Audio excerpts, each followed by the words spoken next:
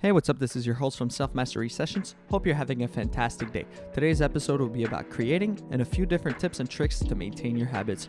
If you have any questions, make sure you leave them down in the comments. Make sure you check out the resources, leave a like, subscribe, the usual. Make sure you feed the algorithm always. Hope you enjoyed the episode. See you on the field. We're good. Okay. All right, we're ready? You start the intro? I can start now. All right, perfect. 1, 2, 3, go. What's up, guys? Welcome back to our new episode of Self Mastery Sessions. I'm so excited for this episode. It's a great day, beautiful day today, actually. Awesome. And natural sunlight, good lighting for once. Yeah, I'm not the weatherman, so I'm not gonna give you guys the weather. But yeah, today, third episode. Hope you guys enjoyed the last one. As of today, it's not even released yet because we kind of got in advance, which is perfect for me. So yeah, today's our new episode. We're gonna talk about. Well, JP created this one actually, so he can introduce this one a little better than me. Go ahead. Awesome. So the episode today is about a subject where I asked a lot of guys in person, what's your biggest issue? And a lot of people replied, man, I just can't seem to get consistent. I'm always procrastinating. And so this episode is all about starting and maintaining habits, as you saw in the title. So let's just set the frame, right? The episode, who is this for? This is for the person who knows what they need to do. They know they don't need to go to the gym. They know they need to start sleeping at this certain time, getting better sleep. They know they need to read books, but they just can't get themselves to do it. They keep snapping back to their current habits. By the end of this episode, you shouldn't have that issue anymore, right? And why would you even care about this? Why would you even bother watching this whole episode? Well, very simply, the only way to get what you want is by actually doing it. You can't get anything without doing anything.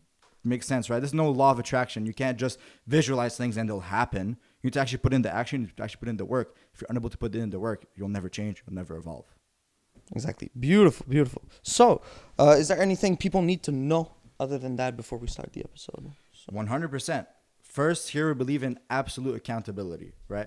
So the first concept you need to understand that the reason your current life is the way it is all you're doing, right? Like last week or 2 weeks ago, you guys are going to know this if you know us in real life. We had an exam at school. Yep. That went pretty bad for a lot of pretty people. Horribly poor. Myself included, not this guy though. I'm a genius. Not this guy though. But it went bad for a lot of people.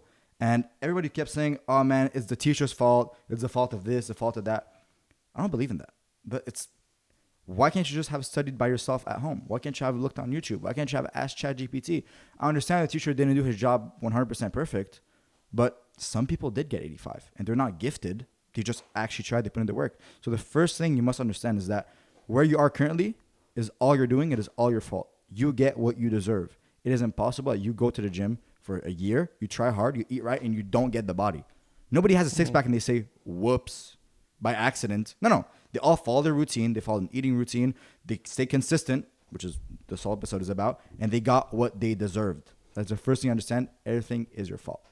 And also one thing I'd like to add is when you blame others for certain things that happen in your life, and we can go back for the school example, when people blame teachers, your outcome shouldn't depend on other people. You should always strive to be better by yourself, with the help of other people, of course. But if the resources, example, your teacher is suboptimal for your gains, then that's where you're going to lose points. So I've always heard what the C students and the A students both don't depend on the teacher. The ones that pass on that line, they don't depend on the teacher because they're going to be on that line whether the teacher is good or not. And people that are really, really good, they're going to be A+ or whatever the grade they are because they put in the work themselves and they actually stayed consistent with their studying. And staying consistent with your studying, you don't have to spend 8 hours a day. Not at all. 2 hours does the job. And the B students, that's a category. It's a very wide category, but those are the ones that depend on the teacher. So if you depend on the teacher for your grades or you depend on anyone else for your results in life, that's where you're going to be in big trouble, because if that person is not putting enough work or the input is not proper, then that's where you're going to lose some gains. Wow, amazing. Magnificent. And there's a second concept you need to understand, and that is what we call the self-improvement depressing stage. So it's very simple. Basically, when you get the knowledge that a certain habit you are doing is bad for you, but you still haven't gotten to quit it, that's where you enter the depression stage. Because let's say you'll understand that how short form content is bad for you, right? but you can't stop doing it. You can't just resist the urge of grabbing TikTok and going on and everything. At the end of you scrolling that session, and then when you're like, okay, enough, it's been like 2 hours, I'm gonna stop, and you know it's bad for you. Well, you could probably relate to this. You feel horrible because you know it's bad for you, but you can't stop yourself from doing it. You're basically addicted. You're no different. Well, a little bit, but there's not a huge difference between you and the junkie. He just went a lot further with it and went to drugs. But there's no difference. When you know something is bad for you, but you keep doing it, well, you're the same as a junkie. And we're not perfect with this, right? We still do some things that we know are bad for us. We still waste time here and there. And we still, even ourselves, sometimes go on reels for like 10 minutes. Mm-hmm. But still, that's what we call the depression stage, where you know the habit is bad for you, but you keep doing it. And it's by staying consistently off the habit that you're going to break through the depression stage and start getting some real results. And if I can add a little thing to that, especially for social media and stuff like that. Sorry, I'm kind of far away from the mic. If you have trouble quitting, or you have trouble like decreasing the amount of social media you consume, the only proper way to completely get it out of your life is to delete it from your phone. And if you have any excuses to like, oh, well, I need this to talk to my friends, that's exactly the reason why you need to get rid of it, because that little thing that keeps you going onto it, you're going to go on there to like, you get a notification from your friend and he's like, hey, watch this video, it's funny. And then boom, you keep scrolling. They just got you. So if you want to keep talking to your friends, you got a phone number, right? you got a $2,000 like machine in your hands that can speak to the whole wide world, and you don't need Instagram to do that. And I can tell you a bit of story about myself. I love social media. I love going on there. It's phenomenal. The dopamine you get in there is amazing, right? But it's objectively a waste of time, because the content you consume, you might see some helpful tip about something on short form content. And if you do watch the short form content that I produce, thank you. I appreciate that. But yeah, if you keep getting into that feed, it's suboptimal. So the best way for me personally is just get it out, just delete it. And even if the app is on your phone and you're like, I'm just not going to touch it, you're going to go on there. You're going to end up somehow, you're going to disable notifications. You're going to put a screen time limit. So like a 15-minute limit on your Instagram or something like that. You're still going to end up scrolling because you can just bypass that limit. Like you can just allow it for longer for today, right? So the best way to get rid of that, and I feel like it's so valuable because you're going to gain so much time and to do other productive things. And other productive things doesn't even have to be like starting a whole business. Staring at the wall is more productive than whatever 100%. watching social media. Take a walk. It's nice outside, man. Yeah, literally. Summer's coming. We'll take a walk. Just meditate. Just sit there and just breathe. Because when you're consuming social media, you're not actually present in the moment, and you're like in another sphere of planet Earth. You're literally on another universe. And so that's why we produce content online, because we have access to the whole wide world. But that's like another sphere of life. Mm-hmm. So if you need to be present in the moment, that's something I think a lot of our generation needs to work on, because you're going to like rot your brain with social media, literally. And then when you're going to be in class, you're going to be all sloppy and stuff because you're not ready to be present in the moment. You know what I mean? So sorry for this tangent. You can keep going. No, well, what you said is great. So what you're talking about, how you want to delete the app, that is, well, I guess it is a psychological concept in which the habit you want to quit, you need to add a lot of friction to it, right? So when there's a child and the child wants a candy, and then you take the candy and you put it in the highest cupboard in the kitchen. Well, what you're doing is you're just adding friction, because the child could jump up on the kitchen stove and he could go and grab and try to get it, right? Even though that's a little bit dangerous. But exactly, it's a little bit dangerous. It requires a lot of time and effort, and the child might even see it as worth it anymore to try to just grab the cookies by climbing the whole thing. That's because you added friction. So take your biggest vice. Take, let's say, TikTok. I know for a lot of you guys that it is. For other people, it might be some things you're consuming, like physical things you're consuming. And take that and add friction between you and that habit. So let's just say you're used to sitting on this couch right here and watching TikTok. Well, why would you ever sit on this couch with your phone in your hand and try to not use TikTok? You're in the exact environment in which you've always done this one habit, right? You want to add friction. Don't sit on this couch for a little bit, right? Get the app off your phone, go onto Safari, log out if you're logged into TikTok on Safari. Let's just say the device is TikTok. Even go ahead and delete your account, right? Add as much friction as you can between you doing the habit and you not being able to do the habit. Because the friction gives your brain the time to actually think about it, right? If every time I want to watch a goddamn reel, I need to go on Safari, I need to go into Instagram, I need to remember my password, open my password manager, because my password is 18 digits long. I'm not gonna log into Instagram. Okay, it's too much work. And then guess what? I haven't done the habit. I've added so much friction, I haven't done it. And that's a great point you brought up. And what's great with the cookie example is you can apply that to like so many other things that you're trying to get rid of. So if it might be smoking for some people watching this, it could be drinking, partying. If that's something that you're stuck with and you believe that it's counterproductive to whatever you're doing, whatever your main goal is, the cookie example applies to pretty much everything else. Mm-hmm. So yeah.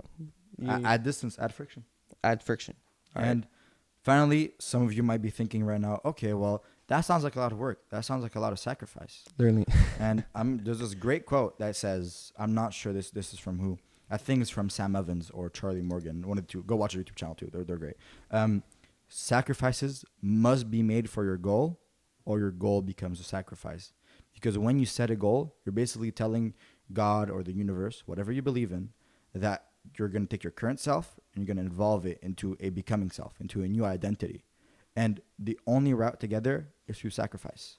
Like we said in the last episode, Jeff Bezos, well, maybe not Jeff Bezos, okay, but let's just take some guy who has the thing you want, right? Michael Jordan doesn't do more things than you. He does less things. He wakes up, he takes a shower, he trains basketball, eats, trains basketball, goes to sleep. He does less things, right? We talked about it in the last episode, so we're not going to dwell too much. But sacrifices must be made, okay? When the finals are coming up in the NBA, Michael Jordan is not there 2 days before partying. He's not there getting unfocused by using his phone all the time. He's not doing that. He's focusing on one point. He's making sacrifices. He's not wasting time on those things. And so, yes, it will sound like a lot of work, but you have no other choice. How else are you going to get the things that you want in life? And if you hear what he just said and you're like, oh, well, Jon Jones does cocaine his week before his fight. There's always those little exceptions, right? Exceptions don't prove rules. Exactly. So like if you're in the comments and you're like, but Jon Jones actually, he parties and does cocaine all week before his fights. Jon Jones is Jon Jones. Okay? He might be the greatest fighter of all time, but it's not because of the cocaine. Okay? And a lot of you are like, oh, well, I'm not taking this that seriously. Well, you're not taking it seriously right now. You're making no progress. Just try our way for a little bit. Try our way and then see what happens. Because your way is like, oh, well, everything in balance, everything in moderation. Well, you've tried moderation and you're not getting it right. You're not getting it where you want to be. So maybe just try our path. Just trust us. Try for a week. Get rid of the vices. If you start making 3 times more progress, then maybe you might want to consider sticking to our ways. Okay, so now after this segment of us basically yelling at you to go do go do your work, Now some real advice. now some real advice coming up. All right. So the first question I want to ask Yes. you is, what is the first step to starting this journey? Starting this journey for me, it's plain and simple: getting rid of the bad habits, and implementing the good habits. It's plain simple. If you have a group of friends that goes to the gym, go with them. It's really that simple, and it really doesn't have to be a really big thing. Like we said in the first episode, like you don't have to make $10,000 or $1 million tomorrow. Like you simply have to start doing something for yourself. It's, all self-improvement in general is just, it might sound egotistical, but it's thinking about yourself and trying to make yourself better. And if you are better as a person, then you're going to be better with other people, and you're going to be happier. You're going to have more energy to just bring happiness to other people in your life. So first step to me is definitely getting rid of the bad habits, which is why this episode is perfect, right? It just goes hand in hand. The first step, in the first episode, we said like self-improvement is getting to the gym. But when you really think about it, if you're not a gym person, okay, if your health is not important to you, then that's your values. I do believe most people think their health is somewhat important, but you know, for some people it might be creating music, release a song tomorrow or something. It doesn't even have to be a song. It can just be a sound. Just post, if you play guitar, just post your riff online. Something like that. So just take action. Basically, take action. Do something. Take action. Just do something that's going to make yourself closer to your goal. And I like what you said about how we always talk about the gym because that's the thing we do, right? That is like our sport. I love it. I love it. But I know a lot of viewers right in here, well, they play basketball. So they're more like the Michael Jordan type. A lot of them play soccer. And they'll tell us, well, I'm not trying to be professional. You know, I'm not going to try hard at soccer. I'm not going to try hard at basketball because I'm not trying to be a pro. And I'm like, well, if you love this game, wouldn't you put more effort into it anyway? Like, we're not trying to be pro bodybuilders, but we're not there in the gym just on our phones. Listen, I know you were grinding GTA 5 to get that special car, right? But do you think a GTA 5 is like the most important thing in your life and that you're trying to be the best at GTA 5? No, but you still want that flashy car in GTA, right? Come on. Shit, you'll put more effort in GTA than into soccer, man. Like, come on. Or football. So someone's gonna get mad. Yeah. Leave it in the comments. The algorithm's gonna love it. Okay. And so I love what you touched on. Basically, the first step is to take a first step, right? But when you're gonna go to take that step, what you want to do is you don't want to listen to all the things your brain are gonna tell you, because think about it. Your brain got you to exactly where you are currently.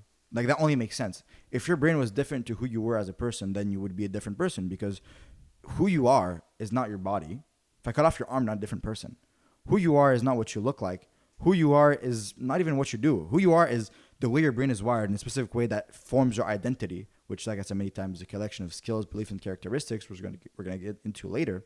But you basically can't trust your current brain, right? Like, if you're gonna try to go to bed at 9 tonight, and it's gonna be 8:50, and your brain is gonna tell you, 9:15. Why would you ever listen to it? Like, it's only led you to be here, and you're not happy where you are currently. So why would you listen to it? So this is why you need to have brutal logic. Set 3 habits or whatever number of things you want to do tomorrow. Set them right now while you're in the current logical step. So I'm serious. Pause the video. Get a pen and paper. Write down 3 things you want to do tomorrow. Read 20 pages. Go on a walk for 5 minutes, man. Go on a walk for 10 minutes. And I want to play an hour of soccer, right? Get those 3 habits. They can even be less difficult than that. And write them down with pure logic. And we're going to show you some other things on how to actually perform them tomorrow. But you want to stick to them. You don't want to listen to your brain, okay? Your brain is intoxicated with all the content you've been consuming, all the things you're thinking about, the Drake and Kendrick beef. Oh, like, my God. You don't need to know these things. You really don't need to know these things. Hey, I know you like the rap seriously, music. the 6-minute rap, did you listen to it? Arnaud, come on. No, okay. Listen, I'm a degenerate, okay? Because, like, I hear everybody is talking about it. It was low-key kind of good, bro. Like, okay, this is listen to it too. Off topic. But yeah, who cares about the Drake and like Kendrick there's so many inputs you're putting in that you don't need to have, and you've only had some like pretty negative inputs for your whole life. So your brain is the output of all those inputs, which are bad for you. So why would you listen to it again, right? So just take this advice. Write down 3 things. You're going to do them tomorrow. We're going to show you how you're going to do them tomorrow. And detox. Get off the goddamn social media. If you're going to be on social media, watch some educational content, okay? Watch some podcasts like this. Watch for an hour, 2 hours. Chris Williamson, Diary of a CEO, Alex Ramosi if you're into business. Look, anything that's about health. Just write how to become a bodybuilder, right? How to be great at soccer. Okay, just write something and then watch an hour of a guy talk about it. Messi probably has a bunch of interviews. Look at his. It's so much better for you than the Drake and Kendrick Lamar beef, or when Drake got some things exposed on Twitter. Like, everybody was telling us this at school, and like, first of all, I didn't know because I don't look at these things. Second of all, I don't need to know these things. Your brain, the input that you put into your brain is going to be directly correlated to the output. Why would you want to have that type of input inside of your brain? Detox. Go outside. You know the thing, go touch some grass. I know you think you touch grass when you go outside with your friends to go smoke some fucking weed. You're not touching grass. Just go outside and take a goddamn walk. It's beautiful right now. Like, goddamn. It's natural sunlight.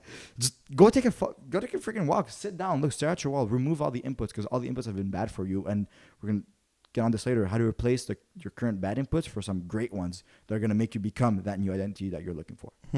Absolutely. You can go on. I just agree. And, well, would you want to talk about what was your own FTE? And explain what FTE is. Ooh, the FTE. Okay. We had this discussion actually this week. First of all, like one thing you talked about getting habits and writing something down. I know in the first episode I said I wanted to post every 2 weeks. Honestly, I'm just thinking right now he's talking about I need to take some of that advice. I think we should record and post every week. It would be so much better because I don't know what you guys thought about the last episode. Like I said, because it's not posted yet. But, you know, I feel like if we do this every week, we're going to get better at it than if we do it every 2 weeks, you know? Yes. But anyways, the FTE event. Now, FTE is a fuck this event. So it's basically something that happens in your life that disturbs you so much that you're like, okay, I actually need to take action. Or for some people, you might just say, I need to lock in. I need to lock in. Yeah, like you guys say, which you say so often that you never actually lock in. But yeah, yeah. Well, for some people it could be a bad grade. For some people it could be, I don't know, something happens, a breakup. Exactly. Like we touched on the first episode, but for me, my FTE was basically because I've always been lifting, so there's nothing really that got me into lifting because I just always loved it. But for me, in terms of business side and more like getting wiser, reading more, what got me to like, okay, fuck this, I need to lock in, is some discussions I had with my family. And the more I had discussion with them and the more we spoke, I was like, I I can't just sit here and pretend that I'm something. I actually need to start doing something. So this fuck this event is really just seeing life as it is now. This one event that brings you to realization of what your life currently is, and it brings a change, and it's so important because it's become like how do we call it in English? Like when in a story when there's like an event that happens. Oh yeah. Oh god. Well, it's like basically what it's the call to action. Call to The action. hero. Yeah. Exactly. So that's the fuck this event. So for me, it was that. For you personally, JP, I think you touched it on the first episode, but for some people who didn't watch it, you might as well. Since I already touched it, I'll go over quickly, and then I'm going to talk about another guy that told me his FTE, which you guys might find more interesting, right? So my FTE, as you guys all know, that I said in the first, actually you might not know, but like I said in the first episode, it was right after a breakup. I was in my room. I had just spent $50 on a video game I didn't even like. I was there. I was angry. I lost my girlfriend. I bought this game. I'm wasting my money. I didn't have a job. I was putting money into something that first of all was going to give me nothing back, just instant gratification. I was trying to get distracted, and I just lost $50. I didn't even like the game.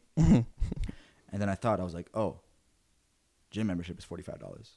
Gym membership is even less than that. And then same day or maybe the day after, I called up this guy. I told him, yo, I'm going to come to the gym. That evening, I was not unable to fall asleep due to what happened prior.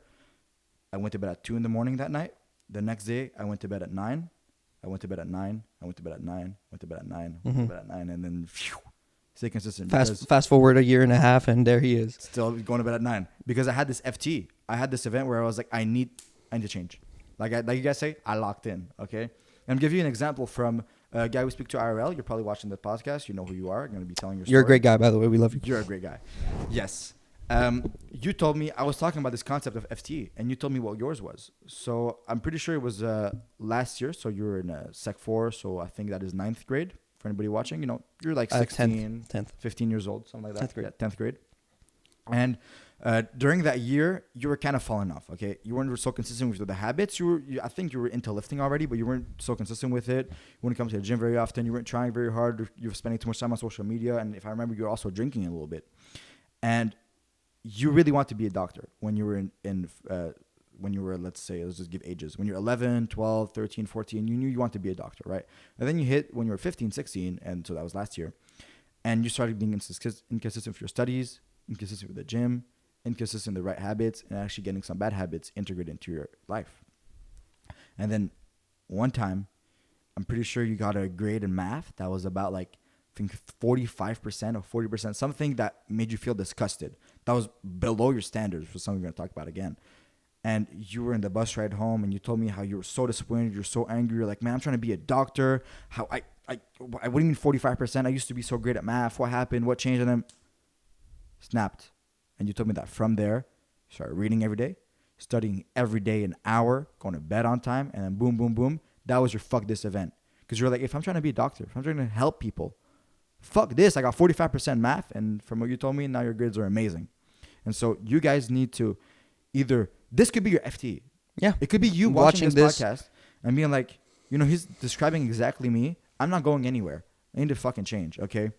And FT is often very much so correlated to your current purpose layer, which purpose is something we talk about a lot on this podcast because it is quite literally like the direction of your life. It is a vision for your future. It is literally how you're going, the person you're going to become. And so it's going to be changing your whole entire reality and universe. So, of course, the subject we're going to touch upon every single episode, basically. And inside the description, I will leave a resource where there's going to be about, I think, 10 questions to find your purpose. If you guys are still struggling with that, and instructions on how to actually like commit to this protocol where you're going to find your vision and stuff like that. That's going to be the description, so I won't talk about it too much.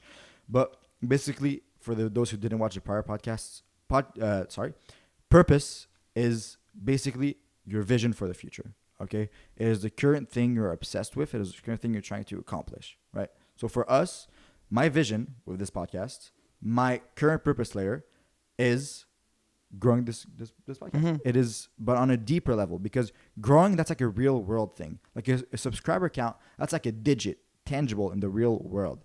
It's like XP points, right? It's like XP points. It's not really very much so like a spiritual type of thing. My actual purpose into that is, well, it's just helping dudes, right? Like I'm doing this right now. I actually love this. I have like no thoughts in my brain. Like me and Arnaud talk about it often. Focus. We love it. We're in a flow state. Flow state where you have no thoughts. I'm just speaking. I'm just looking at the camera. I love this.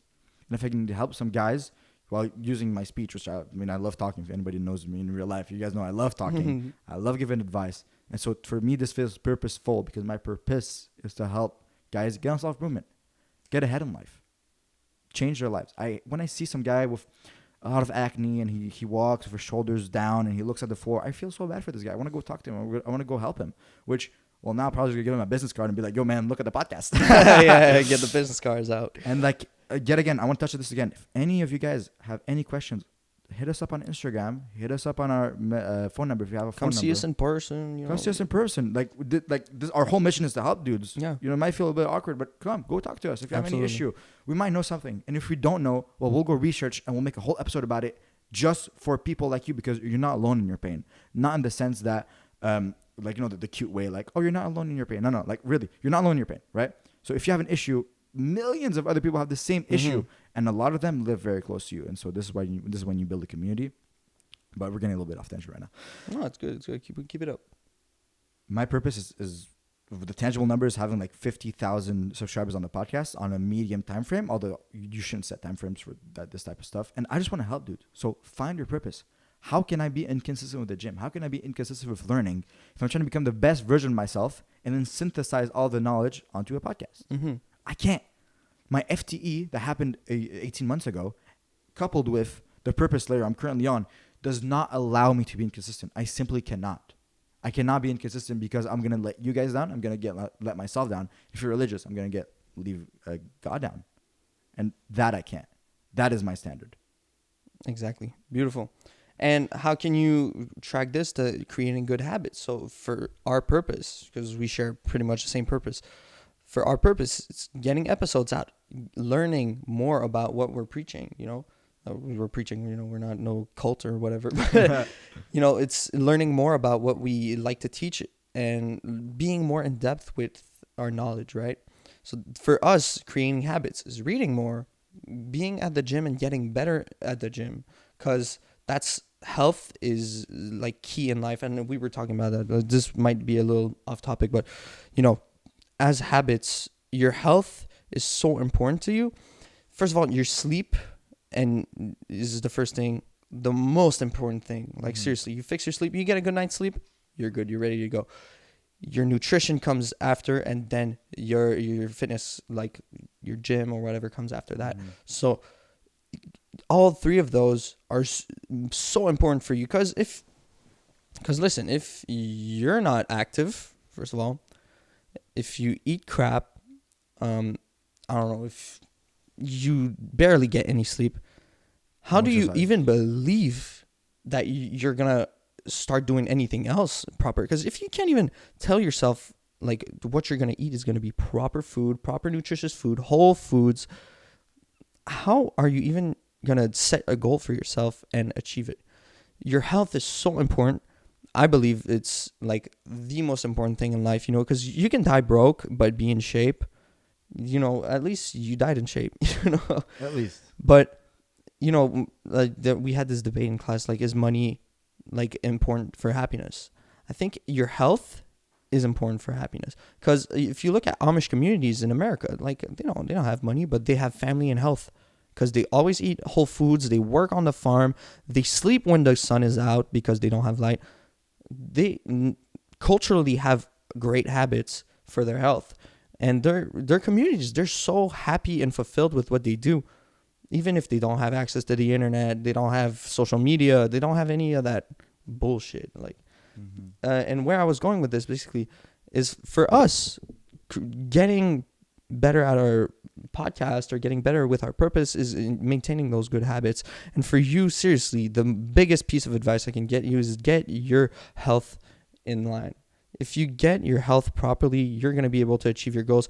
I saw this study where they took rats. They basically fed one rat proper, nutritious, whole foods, and they fed the other rats the standard American diet, so McDonald's or pizza, the equivalent, right? So they put the rats in a little how do I say it? Bucket of water. It's like a big, like small pool, right? Small pool, and then they had this little place where the rat could swim to safety, right? Because a little platform in the middle. Because rats, like they can swim, but they're not the best swimmers, right? So the rat that was properly fed and had a good diet went straight for safety. He didn't even hesitate. He went straight to safety. No panic, no nothing. The healthy rat hopped on the platform. Then they put the rat that was fed the American diet, they put it in the pool. The rat started panicking, going crazy. You can feel his anxiety. When you look at the rat, if you see that piece of research, you look at it and he's panicking. He's like, what do I do? He goes around all the pool trying to find a way out, whilst there's just this one little place where he could swim to safety and then think about how to get out. Mm-hmm.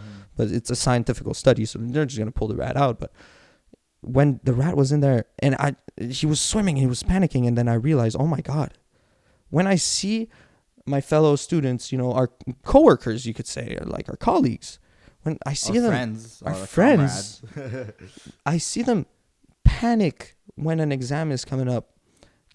They panic whenever a little thing comes to disturb their flow state, their current state. I'm sorry. And then I realize it's all about diet. Listen, I have a great diet. JP has a great diet. And then I always have this one guy in class. He always comes up to me and he's like, yo, the math exam, man, are you ready for that? I barely studied anything. Yeah, I'm ready. I'm good. Like, I'm ready to go. It's going to be great. It's going to be phenomenal. But the guy's like, oh, man, I don't know, man. I don't know about that math exam. I studied all day, all night, but like, I don't know how it's going to go. And you're going to say, well, I'm just naturally an anxious person. But if you fix your diet, just that is going to relieve some anxiety. You have a proper diet. You can properly think and dissect what's going on in your life. So the first habit I could give to anyone and try to implement in your life is taking care of your health. Seriously, take care of your health. And then you can start getting rid of social media, start reading, or start doing anything that's going to get you close to your purpose. But as soon as your health is in line, your thinking is in line. And when your thinking is in line, you can believe you have a higher IQ, but if you have a high IQ, but like you feed yourself with garbage, then that IQ is not worth anything. If you feed yourself with proper nutritious food, you sleep well, you train well, then when you're going to be out here on the field, ready to achieve what you want to achieve, it's almost going to do itself. Anyway, so first habit I give you guys, just go do that. Just fix your health. Fix your health. It's really not that deep. And in the fitness community, a lot of people will judge form. They will judge technique. Like, I don't care about your technique, bro. Like, I got injured so many times because I had improper techniques. But it's just part of the journey. Just start doing it. Start moving. It doesn't even have to be the gym. It can be soccer if you like soccer. It could be basketball, badminton, for all I care. Tennis, or how do you call it? Just walk, run. Just walk. Just do something that's going to get your heart rate up. One thing I firmly believe is the health of your cardio is the health of your brain, and I hate doing cardio so bad. I hate cardio so deeply with a passion. I hate cardio. But as soon as your cardio is in health, then your brain is going to be in health. So really, first habit, no hesitation, go fix your health. Couple of things on that. Yes. So first thing, you said that the rat is just going to be turning around in circles, and at the end they're going to pull him out. But what you don't understand is that, well, if they don't pull him out, what happens to him? The rat's just going to drown. He drowns and he dies. Mm-hmm. He's there turning in circles, not knowing what he's doing, and he drowns. And the equivalent of drowning in real life was suicide. That was deep. Bars. That was deep. And some more on that. So you were saying about how health is basically the basis for everything else you're going to do. Well, man, just look at Maslow's hierarchy of needs, right? Like at the bottom, you need to have enough sleep. You need to be eating whole foods, which I'm going to get to why you need to be eating the whole foods anyway. So great sleep, whole foods, exercise, and sunlight in that order. Okay, right? If you eat great, you exercise and you get sunlight, but you still have 4 hours, you're not gonna be good, bro.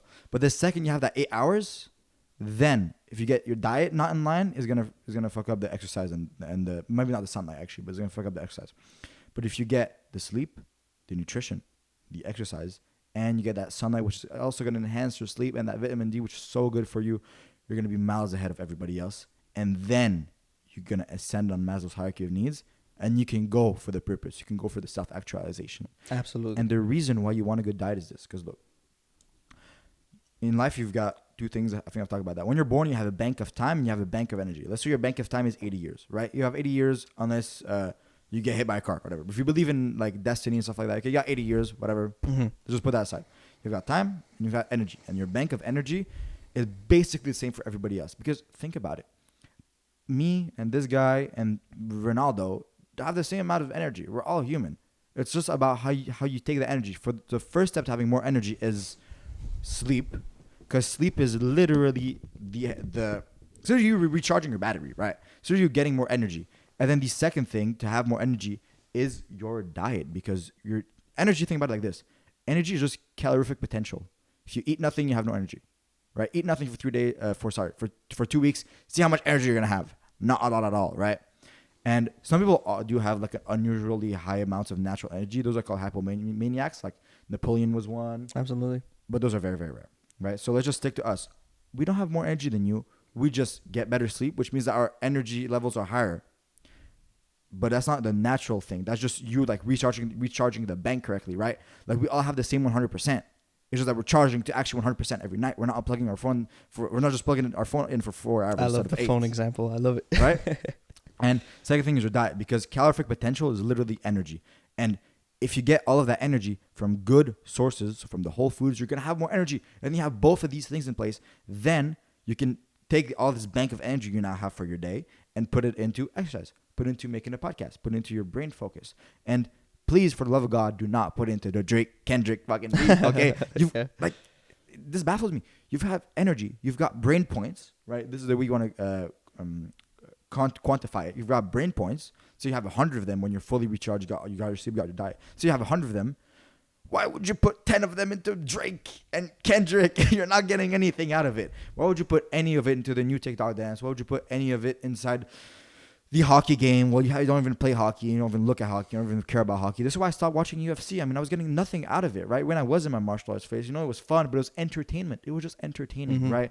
I wasn't trying to be a pro UFC fighter. I was just doing it because it's fun.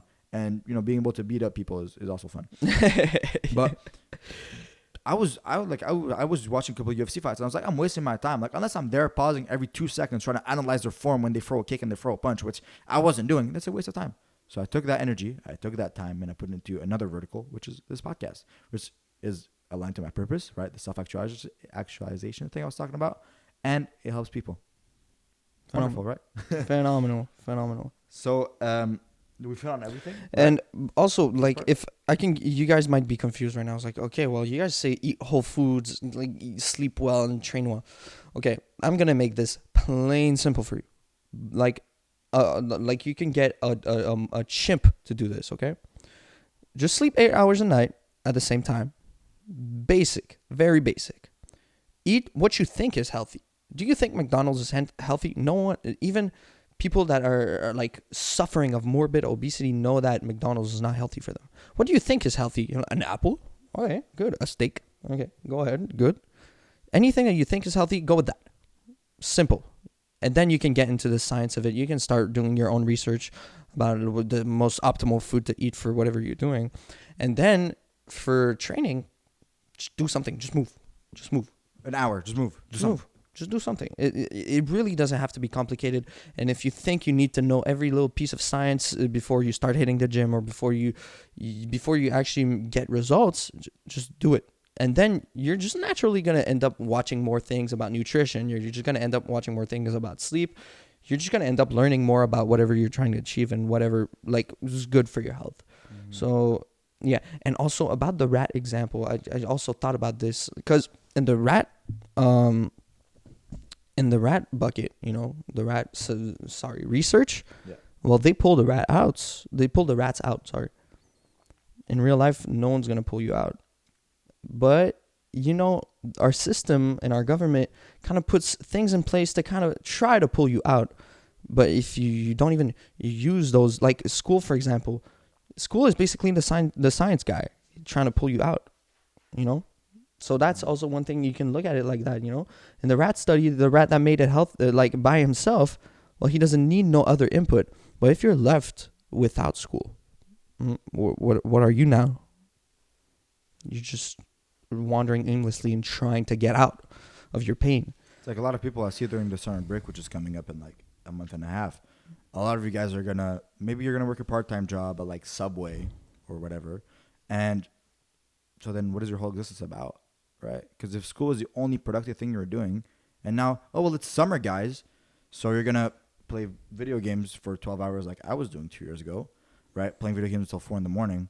Then what is my existence for? You wonder why you feel so bad. You wonder why you feel so depressed. You have no aim. You don't try because you don't see the point in trying because you have no vision. What's your whole life about? It still sounds like we're screaming at you. Go fix your life. I'm not your dad, right? You don't have to take this advice. I just want to like disclaimer: we're not perfect at all. Oh, absolutely not. I mean, we're human. I mean, look, I'm not in mom's basement right now, but my mom's like living room, right? And my mom is right over there. I don't think she's gonna say hi. My mom's right over there, right? So we're not making it out the hood either right now, but we will because we believe in ourselves. Exactly. Right? And we're putting in the effort, putting in the actions. And that's all you need to do, okay? During summer break, please, it makes me feel bad. Why would you play GTA till 4 a.m. like I was doing? There's no point. What is your whole existence for? And then you're gonna tell me, no, but then I'm gonna go to school next year. Like in September, I'm gonna start going back to school. So then I'm just taking a break for 2 months. 2 months, bro. You wanna rest? Get two good nights of sleep in a row. That's rest. Get two good nights of sleep in a row. That's plenty rest. Why would you need anything more, right? You haven't burnt out. Trust me, the math ministerial exam that you're gonna be doing, and if you're younger, you're not doing a ministerial exam, right? The little math exam you're doing at the end of the year is not gonna make you burn out. Okay, trust me, it's not that hard. I'm gonna do it. We've done it last year for some of us. Trust me, you're not burned out. Okay, you don't need to do 2 months of rest. That's crazy. Just sleep 8 hours. Damn it, like you rested enough and eat correctly, and you gotta have all the energy you need. And so for the action step, like I said earlier. Write down 3 habits. Right now we've yelled at you enough. Okay, I think you've got into you got it. I think you've got into like the logical state of mind where right now you might feel a bit of motivation, and I just want to set 3 habits that you can accomplish tomorrow, and the only thing that's gonna stop you is your brain. It's not the actual physical limitations, right? So just write down 3 easy things. Man, read 10 pages. Okay, listen. No matter what, you can read 10 pages. Okay, it's gonna take you 15 minutes maximum. Okay, just read 10 pages of X book. Watch 30 minutes of an educational podcast, right? You can maybe watch our last episode if you haven't watched it yet, or watch the first episode, something like that. Leave a comment, like, subscribe. Algorithm. And last habit, just go walk half an hour. Like, you can do all those things in an hour. You have no excuse, and we're going to show you how to do them in just a little bit. So, you ready to move on to the second question? Absolutely. We yapped enough. You guys got the point. You understood, right? So then, the real question comes with this. How do you stay accountable? How do you stay consistent? Ooh, it's really tough. It's really tough to stay accountable. You kind of have to put in systems for yourself. And for one thing for me to stay accountable is telling what my ambitions are to the people that are really close to me. So if I'm trying to, I don't know, hit a new record on bench for myself, or if I want to make more episodes, like when I started this podcast, what kept me accountable is just telling JP, yeah, we're starting a podcast next week. You don't have a choice. And then JP got all excited of it, and he was like, oh, okay, yeah, let's do it. So like, if I didn't do the podcast, then I would let JP down, and I would make him disappointed, and then it would punch hurt him in the face. So so one thing that's gonna help you stay accountable is telling other people what your goals are, and they might even laugh at whatever you're saying. You're gonna go to them. You're gonna go to the people that are close to you, or you might think that are close to you, and you're gonna tell them, I want to look like Chris Bumstead or whatever, and then they're gonna laugh at you in your face. They're gonna be like, yeah, that's where you're gonna stay accountable. You gotta prove them wrong. You gotta prove them wrong, because as a man, you're only as strong as your word. And then when you say something, you got to do it. So for me, the best way to stay accountable is telling other people about what I'm doing. It really is that. And then you can do some like accountability things where I see some people like they have a dopamine box where it's basically every time they do something in a day, they have to switch a flip with a little light on it, and it kind of gets you a little bit of dopamine, so you're kind of all happy about like you flip the switch. There's some people who do that, or some people just write it down in a pager or something. Habit like tracker, yeah. Habit There's going to be trackers. also a resource in the description. Absolutely. There's going to be a bunch of things. I'm going to recap it at the end, but Yeah. go check it out. Absolutely. So that's my way of keeping accountable, is really telling other people about it. And then you just build discipline at a point where you don't want to let yourself down. Like at the point you are right now, you've probably let yourself down enough to like when you actually let yourself down again, you're just gonna like, oh, it's just one of those days, But at one point you kind of have a standard for yourself where the only thing that's going to keep you accountable is yourself. So you kind of have that discipline, and when you let yourself down, it's truly, truly painful. Truly painful when you let yourself down. Like, for example, for me personally, like when I'm supposed to lift one day and then I don't, it's so painful when I don't go hit the gym. First of all, it's truly because I love going there. So like I'm kind of sad, like I missed out. Like, it's like literally like you're missing a party or something, right? Or that's pretty much how I keep myself accountable. Yeah, I love what you said about it's like you're missing a party, because you can use foam. Are you sure it's still recording audio? Yeah. So I did that last time. Okay. I can Go check. go check. I cut it out of the podcast. Yeah. I can cut it out again. All right. I love what you said about it's like you're missing a party when you don't go to the gym. So y'all understand the concept of FOMO, right? Fear of missing out. I have fear of missing out from the gym, right? Because I know that all my friends are gonna go this day, and I'm not gonna be there, and I'm gonna do my goddamn best to be at the same time that they're going, because I know it's gonna be super fun. I know we're gonna hang out. It's gonna be cool. We're gonna hit the weights. It's gonna hit it even harder when we're all together. For me, the greatest way to keep myself accountable is with friends. Okay, and if you tell your friends you have a goal or that you're gonna do something, and the reaction is anything other than let's fucking go, they're not your friends. One time, I remember 4 years ago. God, yeah, I was 12. I was in 7th grade, something like that. First year of high school for us in Quebec, and I was a little bit chubby, right? I was always a little bit chubby, and I was chubby, and I wanted to get on a diet, right? So I told my mom. My mom was like, okay, well, I used to have a nutritionist. She gave me this one eating plan. Take note of it, try it. And I was like, okay, bet. And since my mom was making my lunches, my mom made me this super healthy lunch. And I was trying my best as a 12-year-old to stay consistent on the diet, right? I probably would have needed this episode.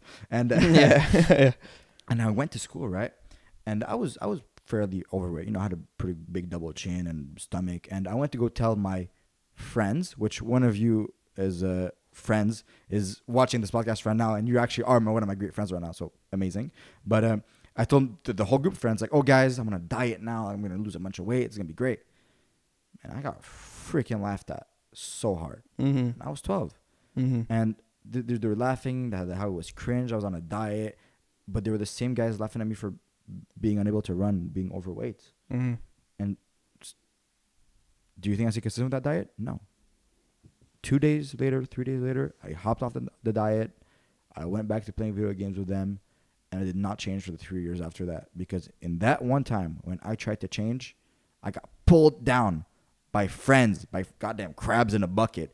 I was trying to get out. I was trying to find a better way. They pulled me back down. And I'm not blaming them because, I should have been there and for myself. And I should have applied all the things that we're teaching right now, which is why I'm teaching them. But that was reverse accountability. That was literally accountability for me to stay the way I was. Mm-hmm. And so first thing you need to do is that if you go tell your friends this one goal you have and they laugh, cut them off instantly. And the reason why they laugh might not be because they don't believe in you. It's maybe because they themselves are uncomfortable with change. Like it's a common thing. A lot of people are just uncomfortable with change. So when they see you trying to get better, and they're like, it kind of hurts. And also it might be because of competition. Like, oh my God, he's trying to get better. I need to bring him down. It might be for some selfish reason like that, but sometimes it's really because they're truly uncomfortable with change and they're really comfortable with the way you are.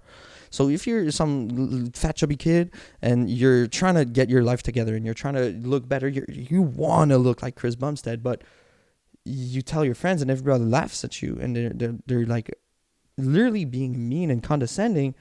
It's, you know, it's really not because they don't believe in you. It might be for some selfish reason, and it might be. It's really purely because they're uncomfortable with change. You know, me, when I set goals for myself, since I've always been a guy that worked out. So when I told people that I want to hit this number on bench, they're like, yeah, okay, you're going to do it. Because it was just me. Like, you know, say, I know, like, he's just going to do it, you know. But for some people who are really not fit in that category, and this is why our last episode when we touched about getting into that new personality and changing the way you are to become closer to what you want, you know, that's where the value is. Like, you see people that are going to be uncomfortable. It's completely normal, but you need to switch to that, and you might need to cut them off. You definitely need to cut them off. Yeah. And one of those people that I told about the diet, and one of that friend I had like 4 years ago, he saw the first podcast we posted. Yep. And he was the first one to give me hate. Mm-hmm. And I'm like, it's been 4 years and you're still a goddamn crab in a bucket. Mm-hmm. And so, friends, accountability. Look, if I for some reason I can't do a podcast, like, first of all, I would never do that. I love this purpose yet again. Like, purpose is gonna be one of the greatest things to keep you accountable because, well, look, tomorrow morning I can't not wake up at the time I set. I can't not wake up at 5. I can't not wake up at 6, whatever time I set for myself, because I have such this grand vision that I can't betray it. I can't betray myself. I can't betray God, and I certainly cannot betray. Okay, sorry guys, we had a little problem. Okay, back. So as I was saying, he's literally the only person who left hate. So 4 years later, still a crab in a bucket. And so, as I was saying, I can't miss a podcast. Like, this guy's right there, okay? Mm-hmm. He's sat right here. He's going to punch me in the face if I try to miss a podcast, okay? I can't give this guy any excuse. Just the same way that if you're going to, you're going to start giving yourself excuses for why you can't do this one thing. And the same way that you're going to grab yourself, you're going to grab yourself and be like, no, that's cool. That's an excuse. Sometimes it's hard to do with yourself. Because you're just sat by yourself in your room. You're like, TikTok 15 minutes, not going to kill anybody. But I got this man right here. If he sees me on my phone like a DJ, and I'm going to get whooped, bro. And so I really want to touch on the second point also, yes, which you're going to love. And I know you have this routine, because consistent inputs, consistent outputs. And we're going to consider inputs as being your routine, as being your daily planner. And go ahead. I know you love this. Man, okay. First of all, me, I've always been a routine kind of guy since I was a child, okay? I love routines. It's really a symptom of autism, by the way. So I don't know if I have a little something going on, but I've always loved routines since I was a little child. No one in my family does routines. And what I'm gonna go on is like I always made my bed in the morning because it was just a routine thing. Because it made me feel good. I like sleeping in a made bed, you know. Always make my bed in the morning. It was a routine.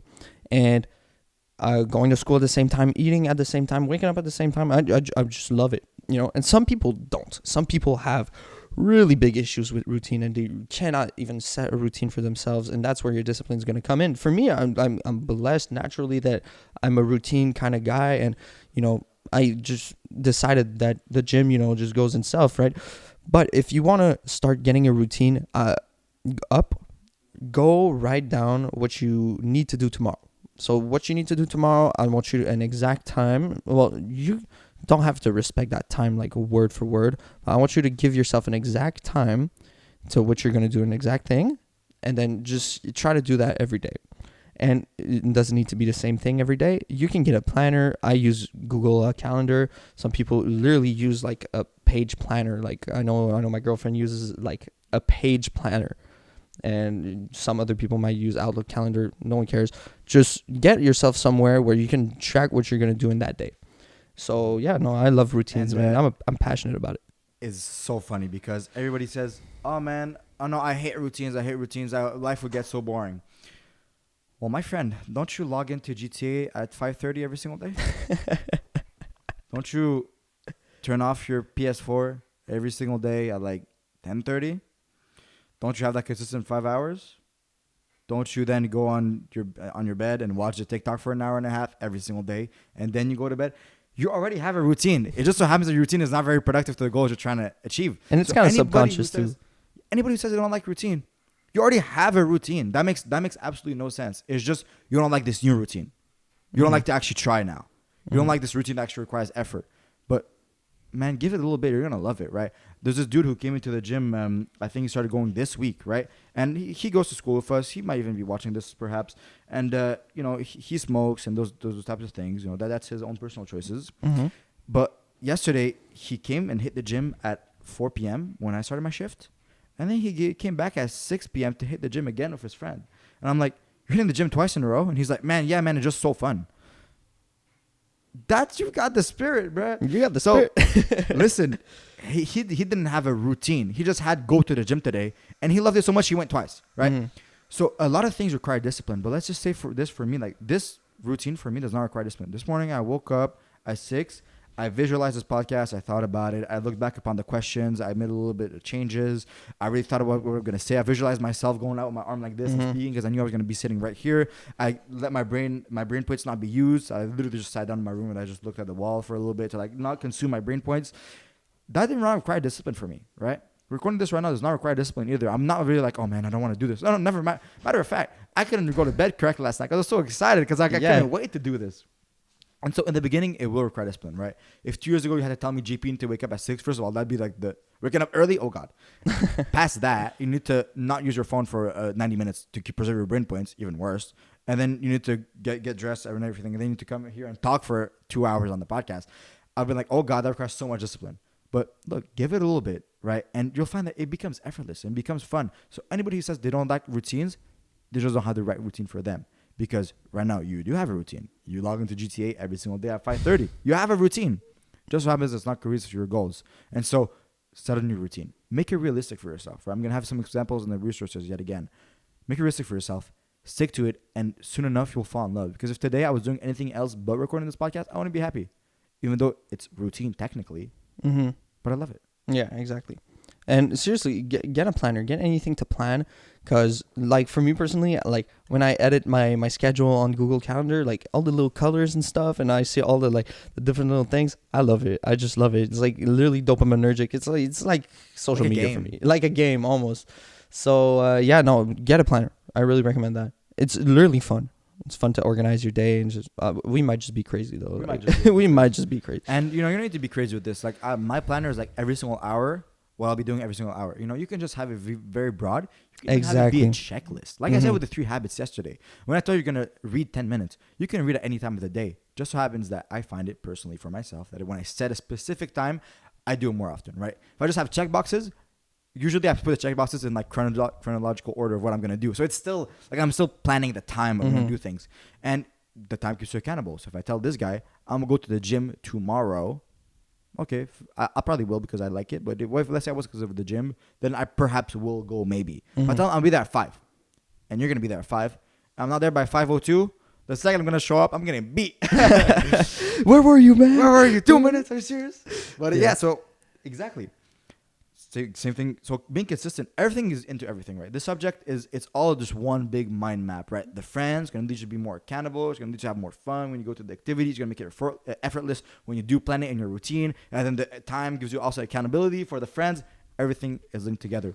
And so, like we spoke earlier about how you wanted to add friction to the bad habits. So let's say you want to take the cookies and put them higher. That was just an example with the child. Take the cookies and put them away. Some people buy locks for the fridge. I found that's a little bit crazy.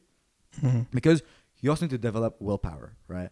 So let's say in your house, people who say if you don't want bad food, don't buy it, right? Like if you're scared of eating cookies, just don't buy cookies at the grocery store, and so you won't have cookies.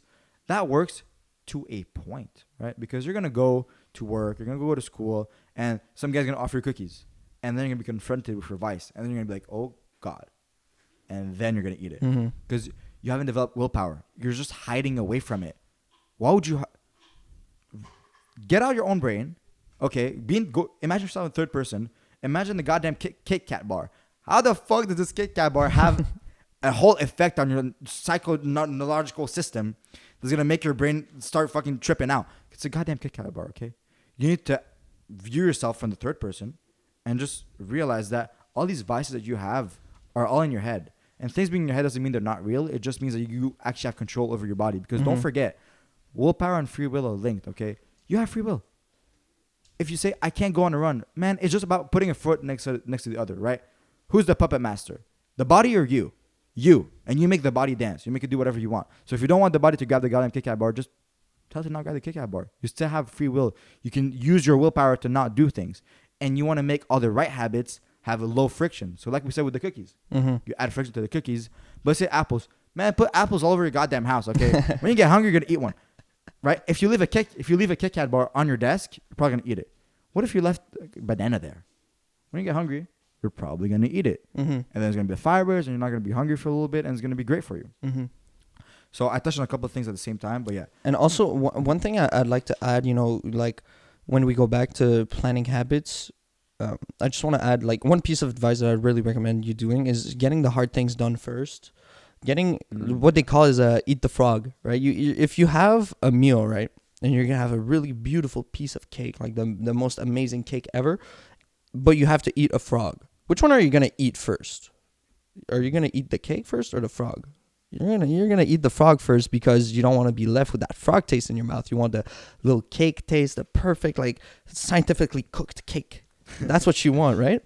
So eat the frog first, and you're just going to feel so good for the rest of your day. I remember last summer, I used to go out running every day, and I hate running with a passion. Like, it's really my biggest enemy in life is cardio, okay? And, just get it done every day, and then the rest of my day was beautiful because I got this done first. So just do the hardest thing first. If for you it's to release a song, then tomorrow wake up, release it. It's that simple. It's really no science. Really and when you're in school, everybody who says, oh, well, the math exam is in a week, so I'm only going to start studying 2 days from then. And then you got a bad grade, and then you're like, oh, it's the teacher's fault. Eat the frog, man. Eat the frog, okay? Don't go on TikTok for 4 days and then start studying, right? This all sounds obvious. You already know what you need to do. You're just not doing it, which is why we're recording this. But you already know what you need to do. You wake up, study half an hour. They'll compound, and within a week, guess what? You studied for like 4.5 hours already. Yeah. Amazing. Wonderful. And then when you're going to, those 2 days before the exam, where you're actually going to study a lot more, then guess what? For the past 3 days, you've had the prep for the exam. You study half an hour in the morning. Do it first thing. Do the most important task of the day first thing. I wake up, I take a little quick cold shower to wake myself up. And then I directly go to my desk and I start writing the script for the podcast. Or start writing the resources for the podcast. I do the hardest part of my day, although I enjoy it, but it's still the hardest part. I do it first because then after that, I know the rest of my day is going to be a breeze. This is why in the gym, you start off with the exercise that you're going to put the most strain on your body, right? If you guys don't know this about the gym, when you go, you're going to start with the exercise. It's going to be the heaviest. It's going to be the hardest because after that, your muscles are already warmed up. You're already ready. You've done the hardest part of the workout, and now the rest, you can perhaps not breeze through it, but it's going to be easier. You've already done the hard work in the beginning. It's a great point. Actually, I didn't even think about that, but that's great. Exactly. And that ties back to being consistent. If you wake up and you tell yourself, I won't do anything today other than study half an hour. Well, then what are you going to do? Wake up, just sit on your bed and just sit on your bed until you do that. Like if you take your phone, put it out of the room, you're trying to be consistent with this. You really, really want to. If you tell yourself, I'm going to wake up and study half an hour, what are you realistically going to do? Just wake up and sit down on your bed for the next 90 minutes until you need to go to school? No, you're not, okay? You're going to be like, okay, fine. You're going to grab the book and you're just going to read, maybe not 30 minutes even. You might even do it for 10 minutes. But, hey, progress, baby steps. And then you get to a point where you kind of build those habits of like eating the frog first, right? And you're going to get to a point where you trust yourself more to do it in the morning. It's like, if I do this tomorrow morning, it's going to be done better. Because I know I'm like, first of all, you're going to be sharper, you're fresh, you just woke up, fresh sleep, and you're going to actually do it on time and shit like that. So, hey, what's up? Quick intermission here. Hope you're enjoying the episode so far. If you have any questions, make sure you leave them down in the comments. Check out the resources down below. Leave a like, subscribe, follow us on social media. I don't have to tell you what to do. Hope you're going to enjoy the rest of this episode and see you on the field. You trust yourself doing it first thing in the morning. Exactly. So when you get to a point where you kind of build that trust in yourself you're going to be able to do it in tomorrow morning, you're going to put it tomorrow morning because it's going to be done. The thing is, if you have a lot of people, are in a case where they have to go to work really early or they have to go to school pretty early, adapt your schedule. If you go to work at 4 a.m. and you go to bed at like 9, no, you're gonna have to wake up at like 2 to get it done. If you go to work at 4, you're gonna have to wake up early. Like transport reasons, and it really depends on what kind of person you are. But like most people on average are highest performing when you're freshest. You're not digesting anything because you just woke up. And if you want to eat something, a little something, go ahead. Like I love breakfast. Breakfast is just like, I just love eating breakfast. In the morning when the sun is there, with my coffee, I just love it, right? You probably don't have anything in your stomach, so you're just sharp. You just woke up, so of course you're gonna perform better than when you had your whole day in your body. You know what I mean? And if you want a little bit of science, also, the brainwave you need to be at for work is one of it's like small frequency. That's how you get focused with a small brainwave frequency. No woohoo things like this. Actually, like your brain frequency and waves are going to be low and slow, and then this is where you're going to be able to focus. Sleep is the same brainwaves. So when you wake up straight after bed, you're still like in that state, right? If you don't grab your phone, you don't scroll for like even 2 minutes, and you're not going to start making your brainwaves go crazy. If you're still in that slow, relaxed state, then you're going to be able to focus so much better on your studies. And what you're going to find is that the issue is really your focus, right? Doing any type of work is just taking that bank of energy you have and putting it through a filter where it's going to converge into one focal point. So the most important thing is focus, and the greatest way to focus is to already have that slow brainwave. There's a bunch more ways to add the scope of this episode, unfortunately, though. If you want an episode on that, we'll go make one. And so, my questions. Best podcaster on earth. I don't even know where we are, bro. We're on the question 2. Question 2. Okay, keep it up. And the last thing I want to touch on for the second question is, do you feel like you snap back to your current self when you do try to change? Okay, so I'm going to give you an example. You go to the gym Monday, Tuesday, Wednesday. You take a rest Thursday, but then you don't go Friday, and you don't go Saturday, and then you don't go for a week. And then you're like, man, what the fuck? And then you go the Monday, you go to Tuesday, you go to Wednesday, you take your rest day Thursday, and then you don't go anymore. That is a symptom of you snapping back to your current self, to your current identity, right? Does it feel like you're swimming upstream when you do try to do the good habits? Because it does for me. When I try to do the right habits, it feels like I'm swimming upstream. But there's a way to remedy that, which I've started doing, which is absolutely wonderful. And is a thing I talk about all the goddamn time, which is shifting your identity. And the reason why I talk about it so often is because it helps me so much. It works. Like, we firmly believe in it because it worked for us, It works so well. And the way you're going to affect your identity is, like I've said many times, you're a collection of skills, beliefs, and characteristics. You guys understood that part. And I touched upon on the last episode, or maybe the one before, about how, let's say you're trying to become a runner. If you dress like a runner, act like a runner, speak like a runner, dress like a runner, and you run like a runner, you're going to be a runner. Yeah. Right? I touched that a little bit more, and so I think you just got the point with that little quick example. But one of the greatest ways to change your identity is to change your beliefs. And you change your beliefs by essentially making not affirmations, but reminders of who you're trying to become. Absolutely. So before this podcast, I sat down in my room. I just closed my eyes, and I was like, it sounds a little bit egotistical, but whatever. You're doing this to yourself. Like, no one's going to see you say these things. I'm just the weirdo who's saying them on the podcast. Yeah. Right? He's just the weirdo. But I closed my eyes, and I was like, I'm a great podcaster. It's going to be a great episode. I'm great at speaking. I can explain these concepts. I'm in a flow state. I understand all these psychological concepts. I'm going to help these guys. I know how to stay consistent. I've done it many times. It's easy for me. And I just repeated that to myself like 2 minutes. I went on. And guess what? I'm doing this episode right now, and I absolutely love this. We're having a great time. You guys are enjoying this and too. Listen, you guys are like, okay, he's crazy, man. He's speaking to himself in his room and saying he's egotistical. I did the same thing before coming here. I was in the car. I was doing the exact same thing. I was like, I'm a great podcaster. I love myself. I have a great time. We're going to have a great podcast. We're the greatest podcast on earth. You're going to be like, man, what are they talking about, man? Their ego is through the roof. It's pure math, because if you give yourselves those little wins, you're in a winner state, If you're a loser if you set yourself that you're a loser, if you tell yourself that you're a loser, then you're going to be a loser. If you tell yourself that you're going to be a winner, you're the best, you're the greatest, then that's your standard. You have to live up to that. And you're going to be like, okay, these two guys are like, they're on another planet, bro. What are they saying? the best salesmen or the best like motivational speakers do the same thing before they get on stage or before they get on a sales call. You know, if you think we're just doing this because we're crazy egotistical maniacs, no, we've read so many books about self-improvements, and the amount of times they just state that you need to like get yourself up, Shift your identity. you know, get yourself up before you do whatever is the daunting task of your day.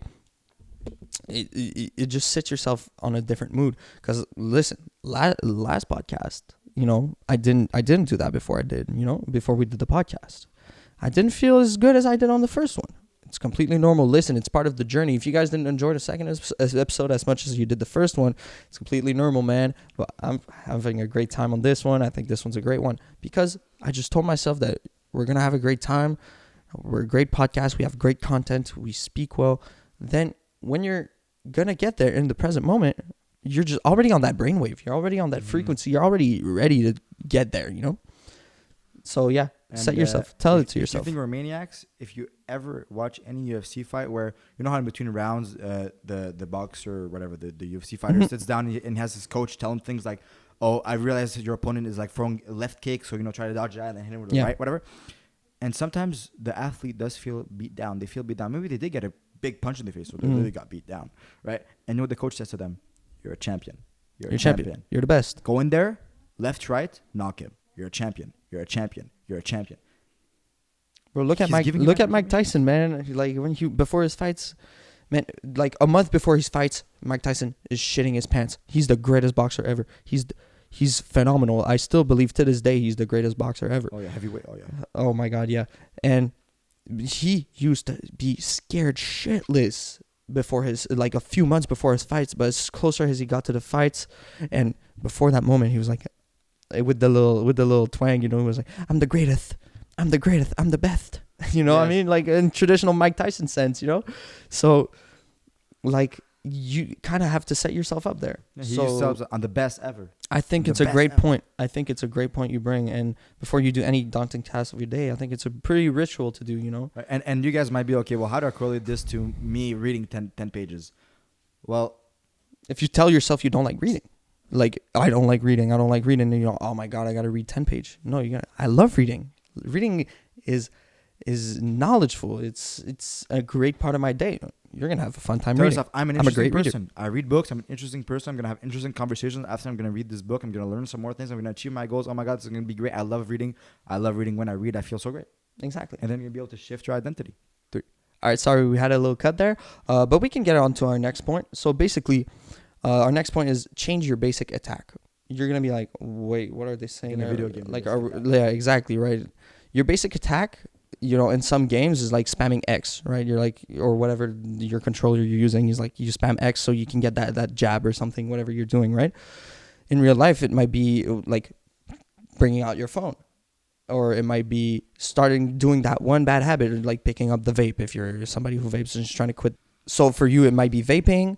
For some others, it might be some random thing that you do that you truly dislike. So change that basic attack. Change that basic thing that your brain automatically goes to something that's productive towards your goal. So for you, if you want to get better at playing music, you know, it's like change your basic attack to watching YouTube and going on your computer and watching YouTube to opening your amp and playing your guitar. You know what I mean?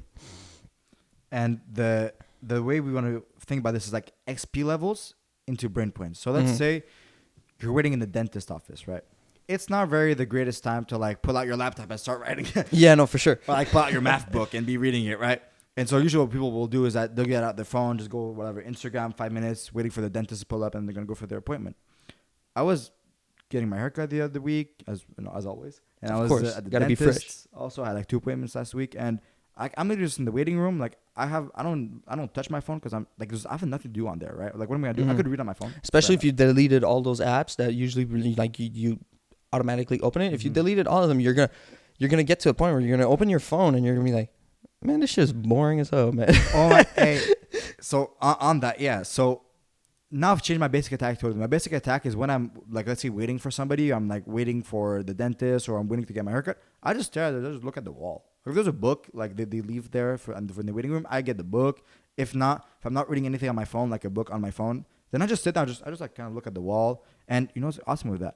If another person walks in and they're also like you, they might also perhaps watch some podcast similar to this, and they also not on their phone. Well, guess what? Just start talking to the guy with the girl.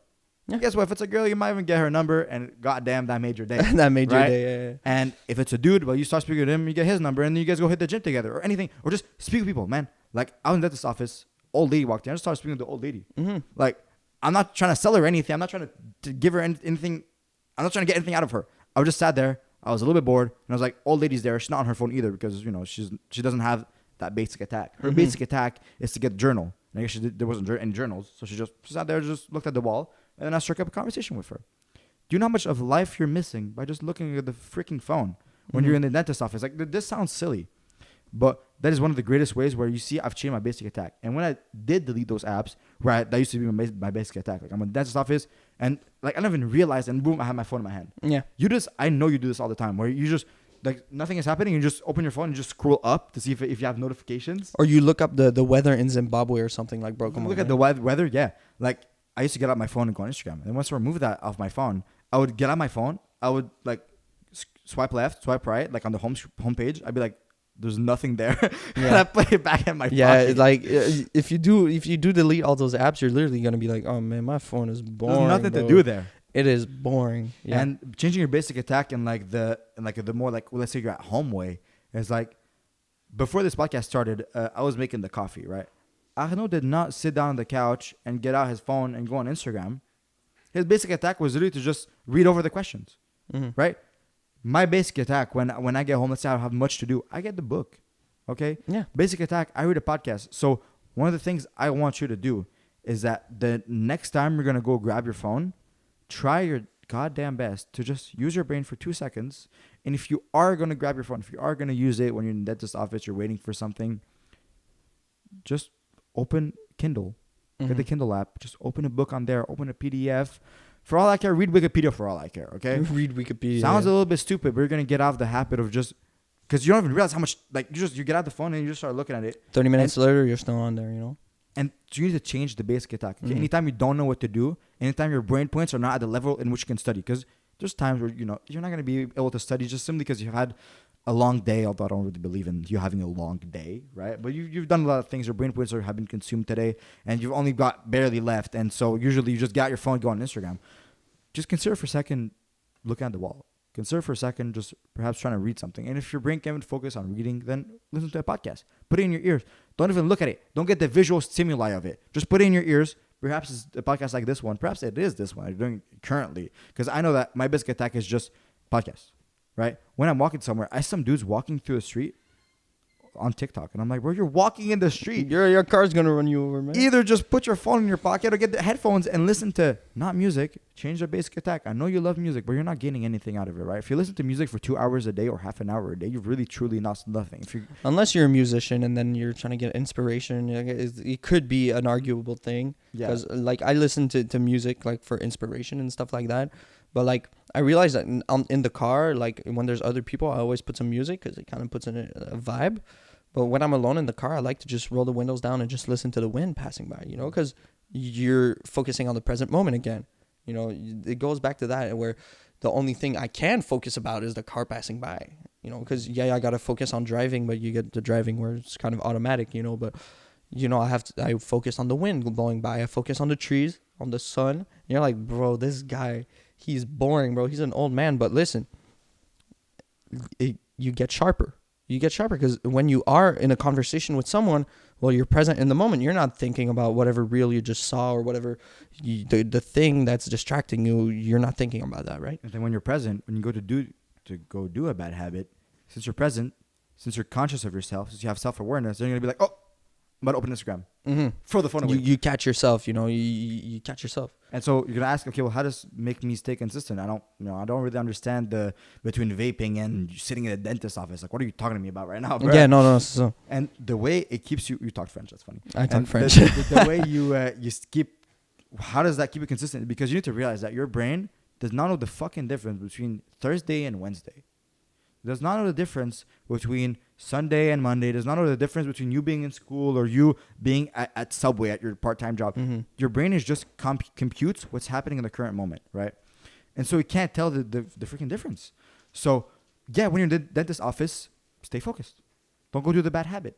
If you don't do the bad habit when you're just sat there, if you don't do the bad habit when you're at home, you might not do the bad habit when you're outside.